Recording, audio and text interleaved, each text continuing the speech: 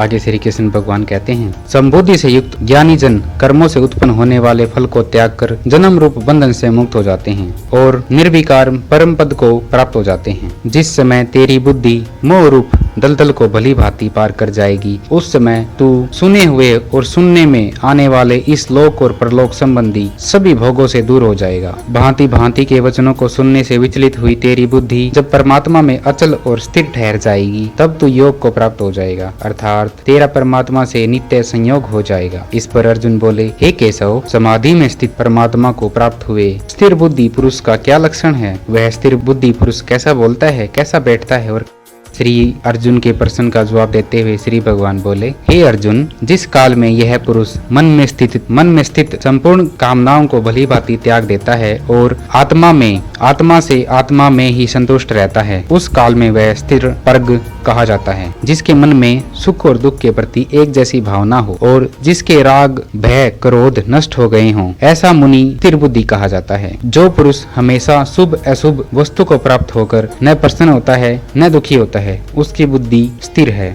जैसे कछुआ सब ओर से अपने अंगों को समेट लेता है, वैसे ही जब यह पुरुष इंद्रियों के विषयों को सब प्रकार से हटा लेता है, अर्थात इंद्रियों के भोगों से हटा लेता है, उसकी बुद्धि भी स्थिर हो जाती है। ऐसा श्री कृष्ण कहते हैं, हे अर्जुन, आसक्ति का नाश न होने के कारण ये इंद्रियां यत्न करते हुए बुद्धिमान पुरुष के मन को अपने वश में कर लेती हैं। इसलिए साधक को चाहिए कि वह उन संपूर्ण इंद्रियों को वश में करके समाहित चित्त हुआ मेरा ध्यान करे, क्योंकि जिसकी इंद्रिया वश में होती है उसकी बुद्धि स्थिर हो जाती है। विषयों का चिंतन करने वाले पुरुष की उन विषयों में आसक्ति हो जाती है, आसक्ति से उन विषयों की कामना उत्पन्न होती है और कामना में विघ्न पड़ने से क्रोध उत्पन्न होता है। क्रोध से अत्यंत खराब भाव उत्पन्न होता है और इस भाव से स्मृति में भ्रम हो जाता है। स्मृति में भ्रम हो जाने से ज्ञान शक्ति का नाश हो जाता है और बुद्धि का नाश हो जाने से पुरुष अपनी स्थिति से गिर जाता है। परंतु जिसने इंद्रियों को जीत लिया है, अर्थात इंद्रियों को अपने अधीन कर लिया है, वह राग द्वेष से प्रभावहीन अंतःकरण की प्रसन्नता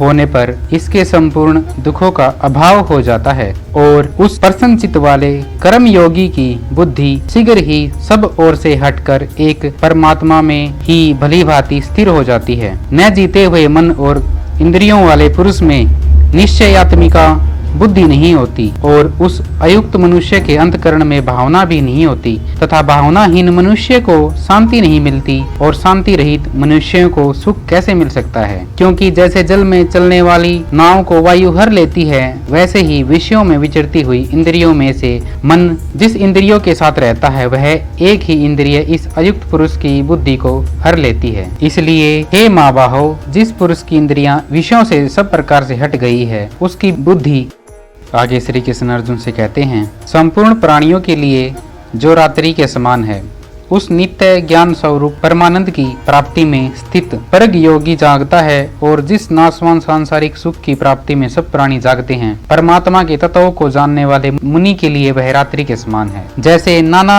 नदियों के जल सब ओर से परिपूर्ण अचल प्रतिष्ठा वाले समुद्र में उसको विचलित न करते हुए समा जाते हैं, वैसे ही सब भोग जिस स्थित परग पुरुष में किसी प्रकार का विकार उत्पन्न किए बिना ही समा जाते हैं, वही पुरुष परम शांति को प्राप्त होता है, भोगों को चाहने वाला नहीं। जो पुरुष संपूर्ण कामनाओं को त्याग कर ममता रहित, अहंकार रहित और चपराहार रहित हुआ विचरता है, वही शांति को प्राप्त। हे अर्जुन, यह सब ब्रह्मा को प्राप्त हुए पुरुष की स्थिति है। इसको प्राप्त होकर योगी कभी मोहित नहीं होता और अनंत काल में इस ब्रह्मा में स्थित होकर ब्रह्मानंद को प्राप्त हो जाता है। जय श्री कृष्ण।